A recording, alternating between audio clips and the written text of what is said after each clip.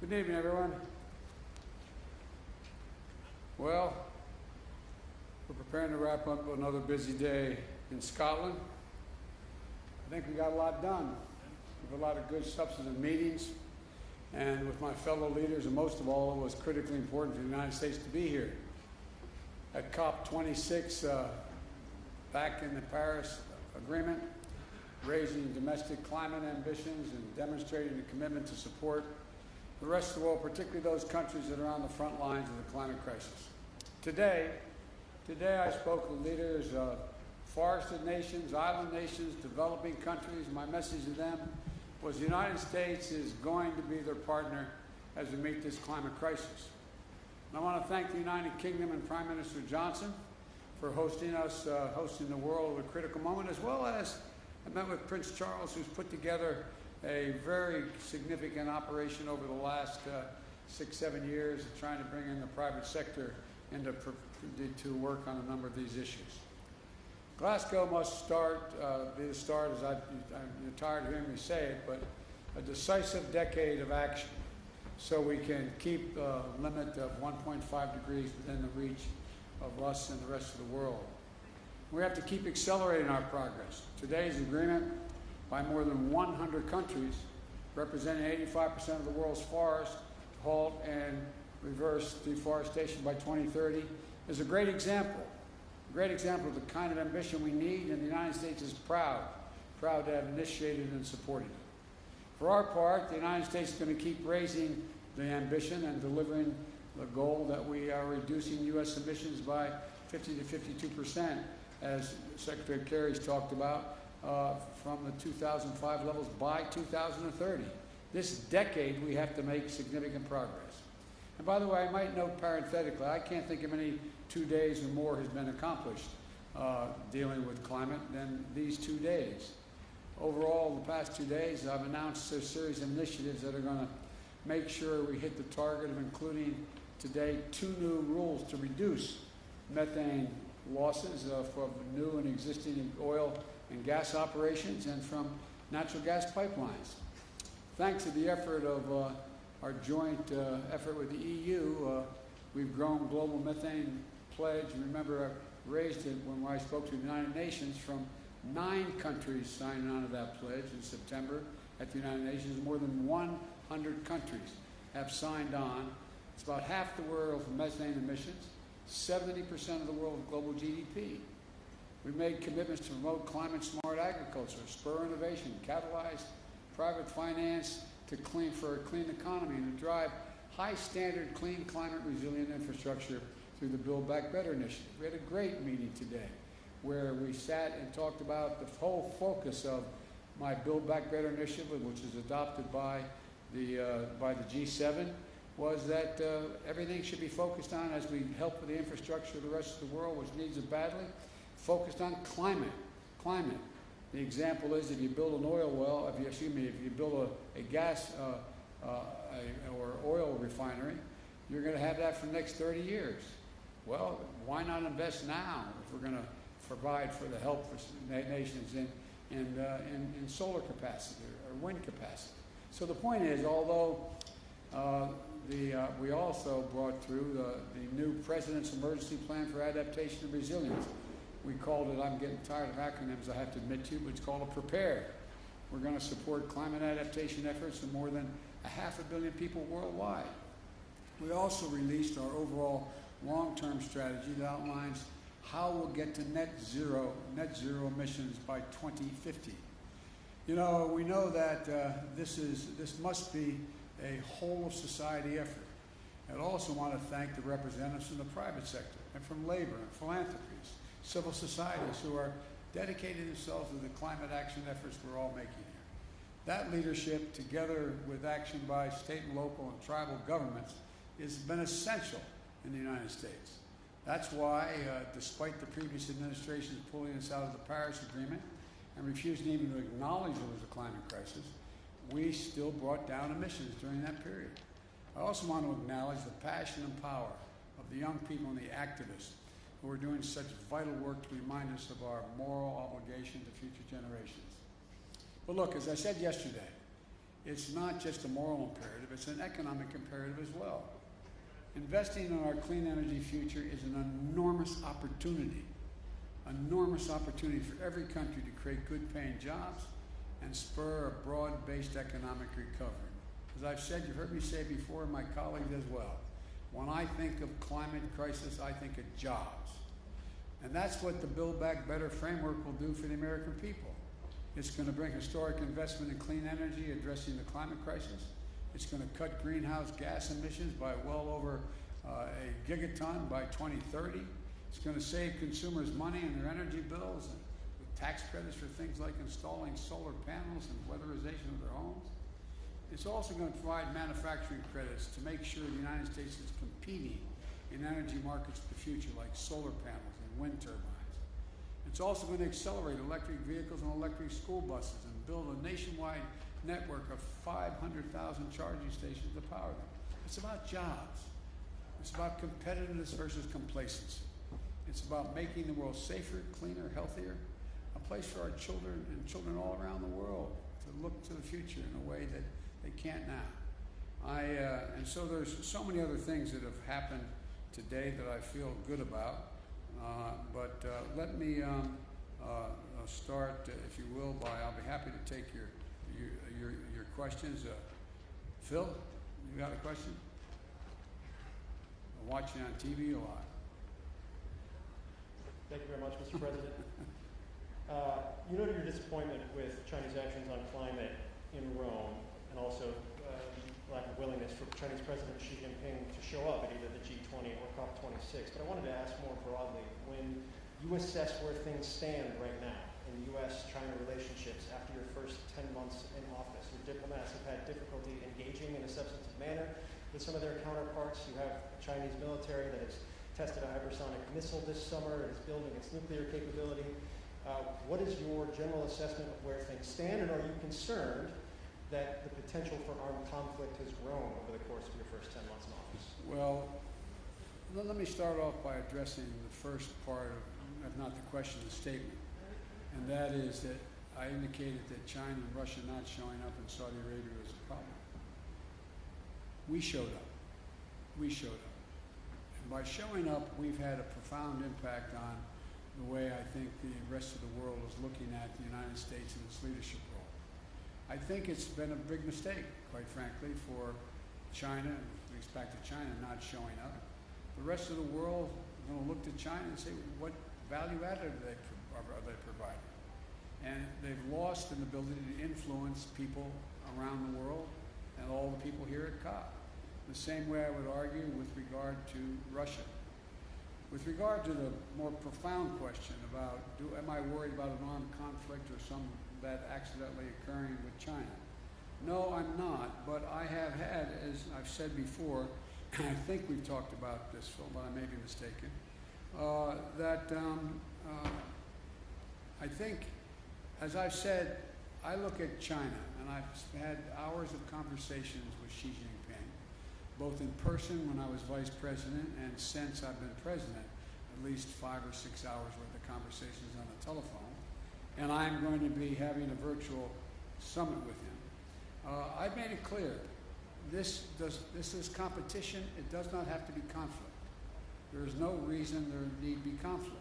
But I've also indicated to him, and I'm not reluctant to say it publicly, that we expect him to play by the rules of the road. We're not going to change our attitude toward Constitution, international airspace, international sea lanes, etc. We also have made it clear that we have to work on dealing with things like cybersecurity and a whole range of other issues. But I'm not looking for, I don't anticipate there will be a need for there be physical conflict. But you know, as you've heard me say this before, my dad had an expression. He said the only conflict worse than one that's intended is one that's unintended. One that's unintended. And so in my meetings with him virtually coming up, we haven't set the exact date yet, I want to make sure there's no misunderstanding. It's competition, not conflict, and so there's no unintended. Yeah, Peter? Mr. President, you're counting on this visit your $1.75 trillion plan that includes climate, but your party is still not united behind it. Senator Joe Manchin yesterday called it budget gimmicks, shell games, and a recipe for economic crisis. Today he said he never signed off on the framework. So do you have a specific commitment from Senator Manchin to support your Build Back Better bill, yes or no, and how do you respond to those criticisms? And I have a quick follow-up. Number one, I'm not going to talk about the specifics of my conversations. He will vote for this if we have in this proposal what he has anticipated, and that is looking at the fine print and the detail of what comes out of the House in terms of the actual legislative initiatives. I believe that Joe will be there. With regard to the issue of whether or not he thinks that he's worried about this being inflationary or going to be a negative impact in the economy, I think that I've made it clear to Joe, and will continue to, and we will, that as I've apologized for repeating, Peter, but 17 Nobel laureates on economics said it's going to lower inflation, raise wages, increase competition, create 2 million jobs a year, et cetera. And so I think that I understand that Joe is looking for the precise detail to make sure nothing got slipped in terms of the way in which the legislation got written that is different than he acknowledged he would agree to. But I think we'll get this done. You mentioned the word inflation there. You recently said you have no short-term answer to bring down gas prices. But as you know, it's not just gas prices now. Rents are up. The cost of everyday items are up. Inflation in the U.S. is at a 13-year high. So when specifically should Americans expect those prices to come down? Well, look, first of all, the significant reason why prices are up is because of COVID affecting the supply chain. I mean, I know I'm not trying to be instructive. I know you know this. Number one. Number two, if you take a look at, gas prices, and you take a look at oil prices, that is a consequence of, thus far, the refusal of Russia or the OPEC nations to pump more oil. And we'll see what happens on that score sooner than later. Number three, I think if you take a look at what we're talking about, you look to this coming Thanksgiving. We're in a situation where we find that we are in a very different circumstance. Last Thanksgiving, as I said, this year we're working on a supply chain issue. Well, last Thanksgiving, I sat down with my wife, my daughter, and my son-in-law. This Thanksgiving, we're all in a very different circumstance. Things are a hell of a lot better, and the wages have gone up higher, faster than inflation, and we have generated real economic growth. It doesn't mean these dislocations aren't real. They do affect people's lives. For example, one of the reasons why I decided to talk about the need to deal with the operation and the gouging that occurs in some of the pricing of beef and chicken and other things is that that's why I think that's why I indicated to you we're going to look at whether or not there's a violation of antitrust laws and what they're doing. So there's a lot to look at, but the bottom line is that I think and anyone who would prefer, as bad as things are in terms of prices hurting families now, trade this Thanksgiving for last Thanksgiving.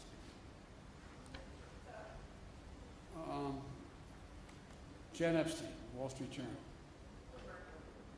Excuse me. I beg your pardon. Bloomberg.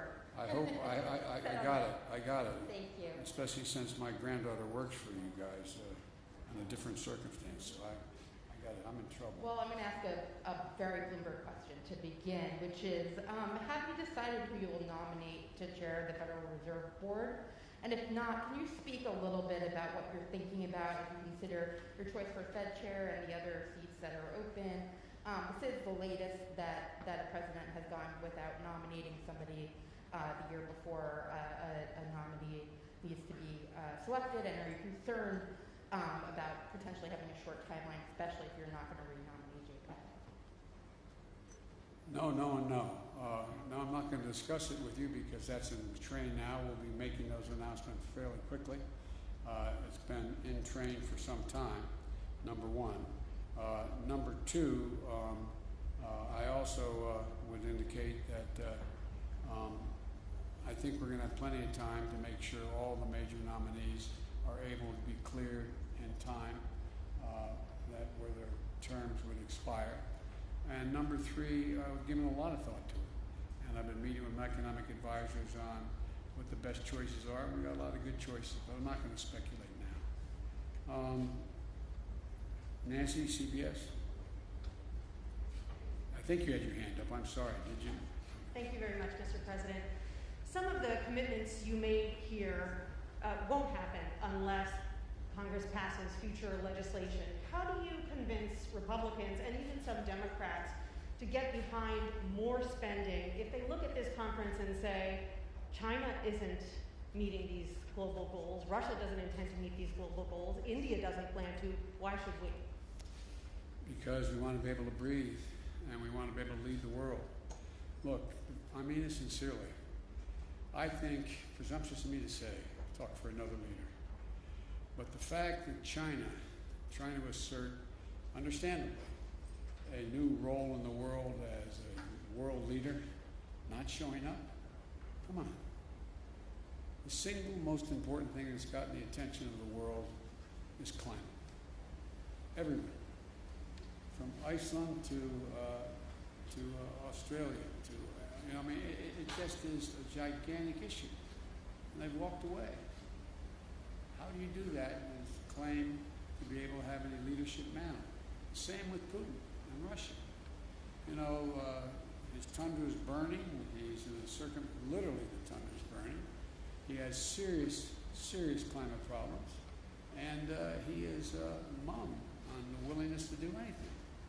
And so I genuinely believe, and I mean this from the bottom of my heart, when I said at COP7, at the G7, that America was back, you know, people wondered whether, well, is that really true? Well, we were able to change the dynamic of a lot of things coming out of the G7. I think what I'm about to say sounds awfully self-certain. 2 world leaders came up to me today and said, thank you for your leadership. You're making a big difference here. You're moving people. I think you and I talked about that, John, with one of the folks talking to us. And so I think the fact that America showed up and decided to lead and laid out clearly what it wished to do. For example, you know, as I said, the mere fact that we were able to, you know, go from 7 or 8 people, countries talking about, maybe it was as high as 14, I don't remember the original number, to deal with the whole notion of methane. You know, now 100 nations have signed on. 100 nations. 100 nations have signed on to reduce methane by 30% by 2030. That is, and methane is 25 times more toxic to the environment than CO2. So we're making real progress. Or the deforestation issue. Look what we're doing. Look what we've been able to put together.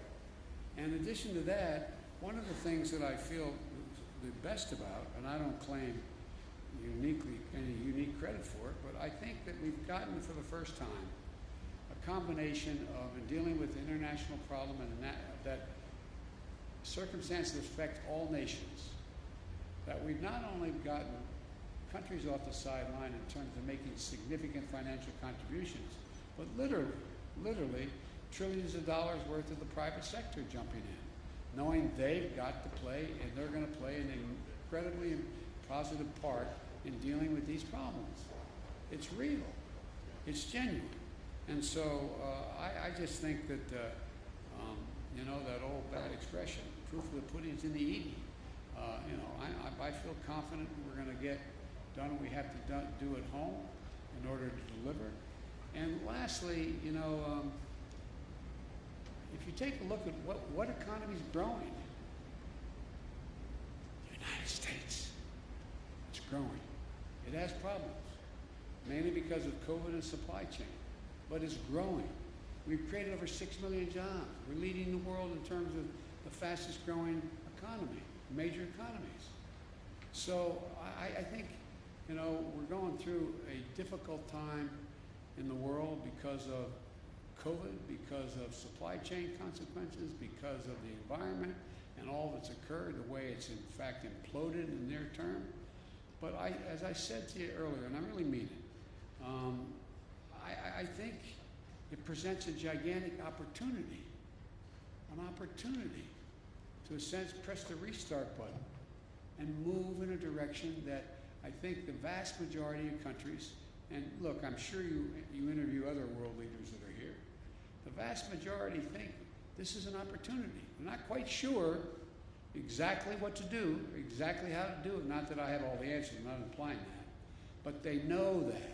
They know that growth rests in dealing with the economy in a way that affects the whole notion of what we're going to do about climate change.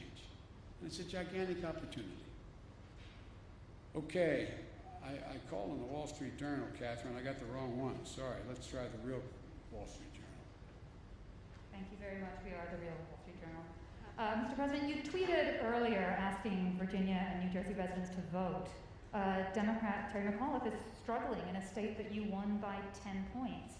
Do you see his problems as a rebuke of your presidency? And could this signal your real losses for Democrats in the midterms? We're going to win. I think we're going to win in Virginia. And you're reporting it being close. The race is very close. It's about who shows up, who turns out. And granted, I did win by a large margin. But the point of the matter is that I think that this is going to be, we all knew from the beginning, this is going to be a tight race. And it is tight. And it's going to get down to turnout. And it's going to, my guess is I'm going to be landing at 1 o'clock in the morning East Coast time. That's probably about the time we'll be hearing what the final results are. I think we're going to win New Jersey as well. But look, the off year is always unpredictable, especially when we don't have a general election going on at the same time. That's been the case up and down, for a long time, especially as Virginia's turned more and more blue. But having said that, I don't believe, and I've not seen any evidence that whether or not I am doing well or poorly, whether or not I've got my agenda passed or not, is going to have any real impact on winning or losing. Even if we had passed my agenda, I wouldn't claim we won because Biden's agenda passed. So, but I think it's I think it's going to be very close. I think it's going to get down to, as you all know, turnout. And I think that based on what I have heard so far, it's awful hard for me to be prognosticating, which I don't like doing as president anyway, from overseas. But I think, I hope that every eligible voter in Virginia and New Jersey shows up and votes. And the more of them do, the better off I think our chances are. And I think we're gonna win. Okay. All right. NPR. Scott?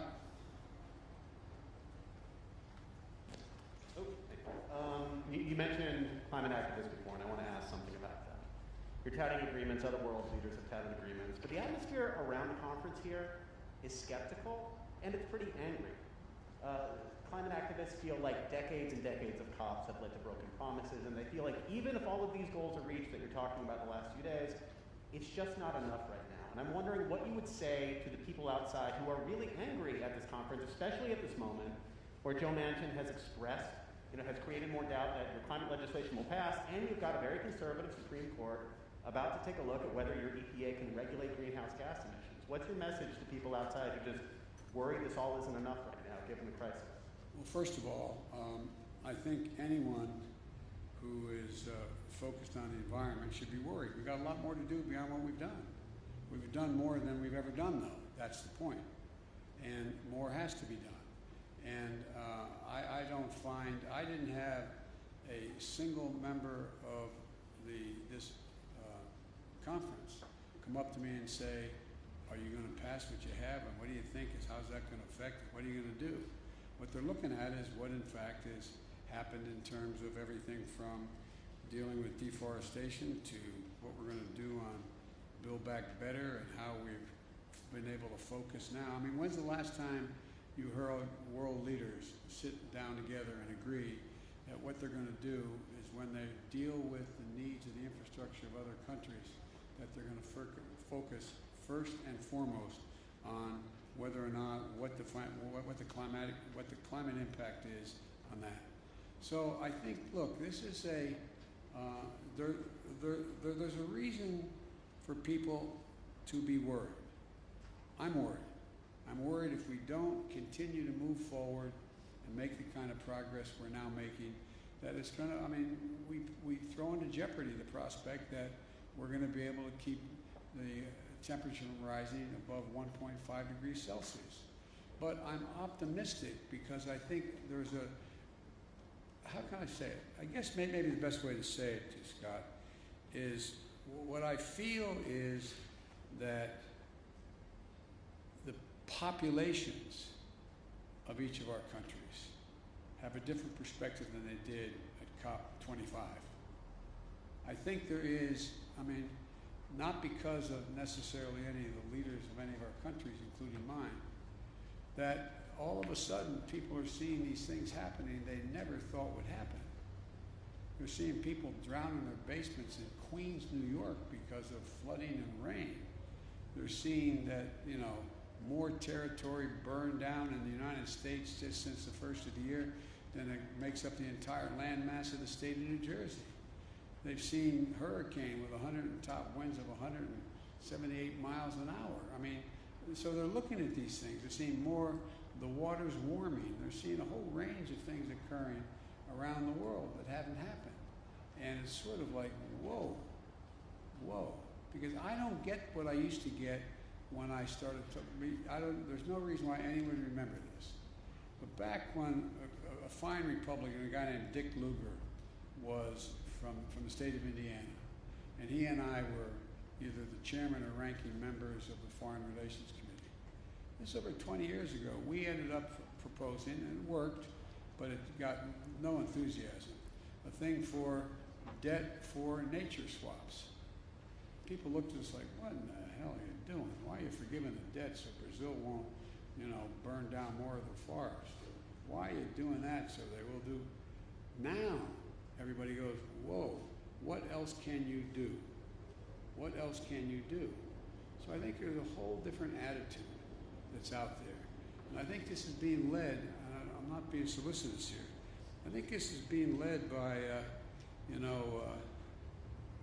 my granddaughters and their friends, that generation. I think they're out there going, whoa, and they're having a profound impact. Having a profound impact on their parents and their grandparents about what's happening. And then all these climactic and climactic things have happened that people are now paying attention like they never did before. So, you know, there's a lot more to do, and it's going to determine whether or not we are going to be able to fund what we're talking about. But, for example, even if the funding didn't come from some of the governments, you have the private sector now engaged where they're talking about investing, literally the need to invest over trillions of dollars off the sidelines. It's bankers that are now deciding they got to. I talked a long time ago with you all about that you have major corporate America pricing in the price of carbon.